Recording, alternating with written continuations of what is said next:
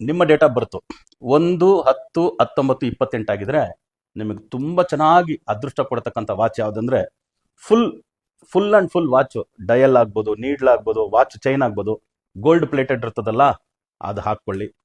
ದೇವ್ರ ಶಕ್ತಿ ಕೊಟ್ಟಿದ್ರೆ ಫುಲ್ ಗೋಲ್ಡಲ್ಲೇ ಮಾಡಿ ಹಾಕ್ಕೊಳ್ಳಿ, ಅದು ಸಂತೋಷನೇ. ಅದು ಬಿಟ್ಟು ಎರಡನೇ ವಾಚು ಗ್ರೀನ್ ಕಲರ್ ಡಯಲ್ ಇರಬೇಕು.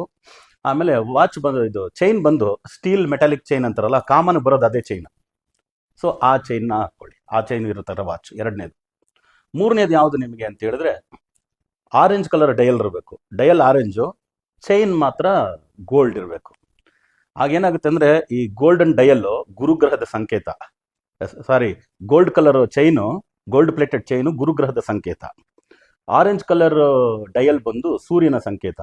ಸೂರ್ಯ ಗುರು ಸೇರಿದ್ರೆ ಜೀವಾತ್ಮ ಸಂಯೋಗ ಅಂತಾರೆ.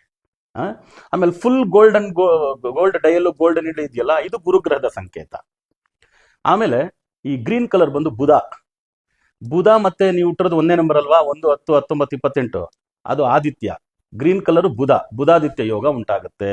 ಈ 3 ವಾಚ್ನ ನೀವು ಬಳಸಿ ನೋಡಿ, ನಿಮ್ಮ ಅದೃಷ್ಟನೇ ಬದಲಾಗುತ್ತೆ.